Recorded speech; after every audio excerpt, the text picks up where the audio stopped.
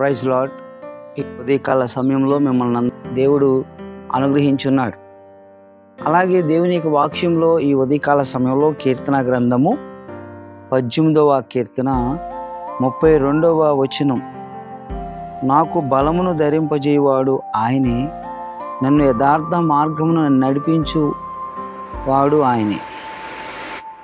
33వ వచనంలో కూడా ఒక మాట, ఆయన నా కాళ్ళు జింక కాలు వలె చేయుచున్నాడు, ఎత్తైన స్థలం మీద నన్ను నిలుపుచున్నాడు. ఈ 18వ కీర్తనలో కూడా దావీదు కూడా చాలా అల్పమైన వ్యక్తిగా ఉన్నాడు, కానీ దేవుడు ఒక బలమైన గొలియాతును ఒక అల్పమైన రాయి అయిన చిన్న రాయితో దేవుడు హతమార్చడానికి మూలంగా ఎంచుకున్నాడు. ఈ భూమి మీద మన బలహీనతలను చూసి, లేకపోతే మన యొక్క పరిస్థితిని చూసి మనుషులు కుంగుబాటుగా మాట్లాడుతూ ఉన్నారు. కానీ దేవుడు తగిన సమయమున మనల్ని హెచ్చించువాడుగా ఉన్నాడు. ఇక్కడ దేవుని యొక్క వాక్యంలో కూడా చదువుకున్నట్లుగా, నాకు బలమును ధరింపజేయవాడు ఆయనే, నన్ను యథార్థ మార్గమును నడిపించువాడు ఆయనే అంటున్నాడు. ఈ వాక్యం చదువుతున్నప్పుడు, వింటున్నప్పుడు మీ హృదయాలకు, ప్రియ సహోదరి సహోదరులారా, మీ హృదయాలకు మరి ఎంతో ప్రాముఖ్యమైనది. నాకు బలమును ధరింపజేయవాడు ఆయనే. చాలా బలహీనత సమయంలో ఉన్నప్పుడు ఆయన మనకి బలాన్ని ఇచ్చేవాడు ఉన్నాడు. ఆ బలాన్ని ఎలా ఇస్తాడు అంటే, దేవుడు నీ జ్ఞానాన్ని, అలాగే ఆ జ్ఞానంతో నువ్వు ఎలా సమకూర్చుకోవాలో అనే విషయాన్ని దేవుడు మనకు జ్ఞాపకం చేస్తున్నాడు.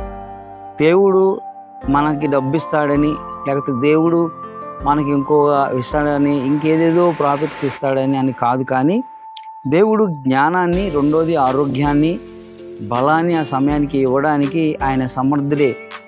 ఒకవేళ బలహీనత స్థితిలో ఉన్నప్పుడు కూడా ప్రభు అంటాడు, నన్ను బలపరచు అని యందు నేను సమస్తమును చేయగలను అంటున్నాడు. అలాగే ఆయన యొక్క బలమైన హస్తం కింద దేవుడు ఘనమైన కార్యాలు చేస్తాడని చెప్తున్నాడు.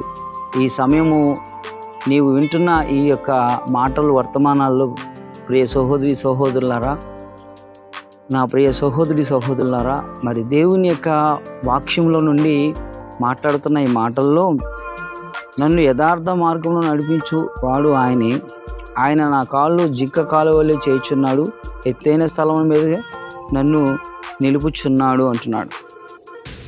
జింక కాళ్ళు నేను గమనించినప్పుడు, లేదా మేక కాళ్ళు గమనించినప్పుడు, వాటికి ప్రత్యేకమైన స్లీవ్స్, లేకపోతే ప్రత్యేకమైన ఒక షూ వాటి యొక్క ఫీట్కి ఉన్నట్లుగా నేను చూస్తున్నాను. అవి కూడా సామాన్యంగా కాకుండా ఎదర ఒక ఇట్లా వేటవాలుగా ఉన్నట్లుగా మనం చూస్తున్నాం. అట్లాగే కొండ కూడా చాలాసార్లు వేటవాలుగా ఉంటుంది కదా. ఆ వేటగా వాలుగా ఉన్న కొండని అవి ఎక్కడానికి అడవిలో ఉన్న జింకలు చాలా బ్యాలెన్స్ చేసుకుంటూ ఎక్కుతూ ఉంటాయి. అవి చూసినప్పుడు ఆశ్చర్యం వేస్తూ ఉంటుంది. అడవి దుప్పి, జింక కొండల మీద కూడా కొన్ని ప్రాంతాల్లో జీవిస్తూ ఉంటాయి.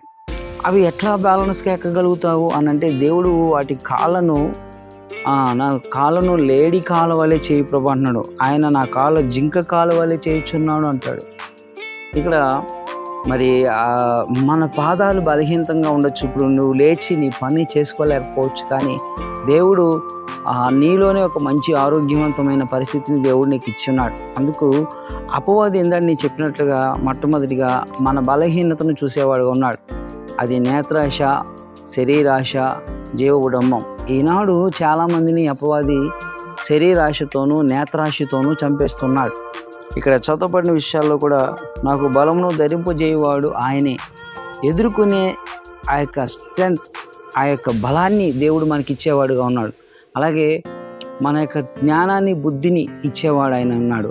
అలాగే ఆ యొక్క వ్యక్తి ఎత్తరగా ఉన్నాడా, కొరసగా ఉన్నాడా అని కాదు, కానీ దేవుడు మనల్ని ఏ స్థితిలో ఉన్నప్పటికీ కూడా నువ్వు ఆయన తగిన జ్ఞానంతో, చాలాసార్లు బైబిల్ వాక్యాన్ని చదువుతున్నప్పుడు సామెతల గ్రంథం 6వ అధ్యాయం 6వ వచనం ప్రకారంగా, ఒక చిన్న చీమ బలమైన సర్పాన్ని చంపగలదు అని అంటున్నారు. అంటే వాటన్నిటిని కూడా దేవుడు బలపరిచినప్పుడు అవి బలమైన వాటిని పడేయగలవు. అలాగే ఆకాశ పక్షులను చూసినప్పుడు కూడా ఒక చిన్నవి ఉంటాయి. అవి కూడా చాలా చిన్న మినిట్స్ తింటూ ఉంటాయి. అవి తిన్నప్పుడు అవి వాటి మనం బహుశా ఒకరోజు అవి తినే ఆహారం మన గుప్పిడంతా కూడా కావు బహుశా. లేదంటే నీ చేతిలో ఉన్న కొన్ని గింజలు అవి వాటి కోసం ఎంత ప్రయాసపడుతూ ఉన్నాయి, అయినా సరే అవి బ్రతకట్లేదా, జీవించట్లేదా, అవి తిరిగి చెలాయించట్లేదా? అవి దేనికోసం? ఈ భూమి మీద ఉన్న ఆహారాల కోసం, రకరకాల వాటి కోసం కాదు, కానీ వాటి యొక్క ఆహారం కొరకు అవి ఎన్నడూ కూడా చింతించట్లా, బాధపడట్లా. అలాగే ఈ భూమి మీద ఈనాడు మనిషిని గ్రహిస్తే కేవలం ఒక ఆహారం కొరకే కాదు, కానీ ఇంకా రకరకాల డబ్బు, అంతస్తులు, మేళ్ళు, మిద్దులు వీటి కొరకు ఆలోచిస్తున్నాడంటే ఇది మనుషుల వల్ల కాదు, కానీ అపవాది వల్ల పుట్టినవి అని దేవుడు అంటాడు.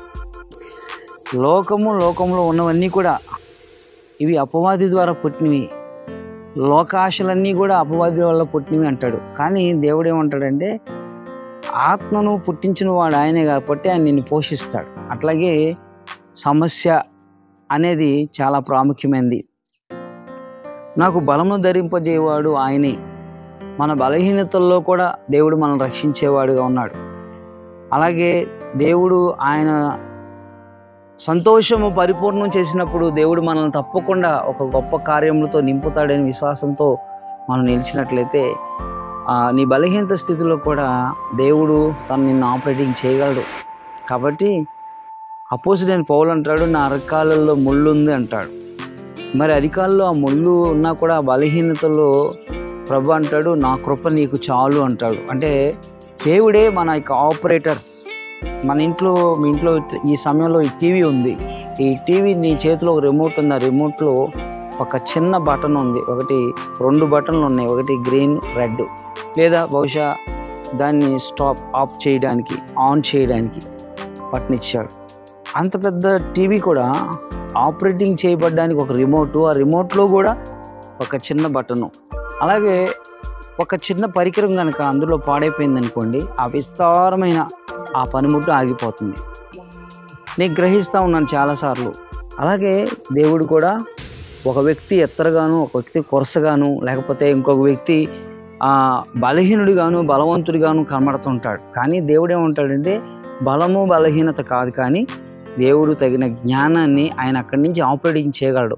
కాబట్టి అత్యంత అల్పమైన నీవు పని చేయకపోతే దేవుడు మరలా మనల్ని ఒక పుట్టించిన విధానాన్ని కూడా ఒక ప్రత్యేకంగా ఒక వ్యక్తిని సమాజంలో తృణీకరంగా కాకుండా అతనికి ఒక ప్రాముఖ్యతమైన పరిస్థితిని దేవుడు ఇచ్చున్నాడు. కాబట్టి ఎవరికి తగిన పని వారు చేయాలి.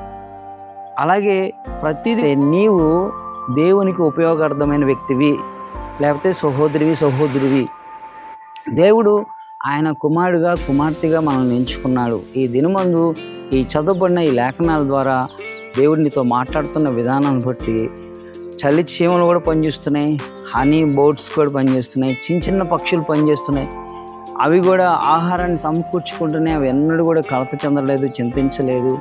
అలాగే నీ బలహీనతలను చూసి నువ్వు కృంగిపోవాల్సిన అవసరం లేదు, కానీ దేవుడు బలపరుస్తాడు. అందుకు కావలసిన ఆపరేటింగ్ దేవుని దగ్గర నుండి నీ ఎద్దుకు రాబడింది, ప్రత్యేకంగా నీ మెదడులో ఉంది. కనుక నీవు గనుక దేవునిలో సహకరించి ఈ సమయం ముందు దేవుడు గనుక నిన్ను నీ బలహీనత నుంచి లేవనెత్తాలని నేను కోరుకుంటున్నాను కాక. Amen. God bless you all.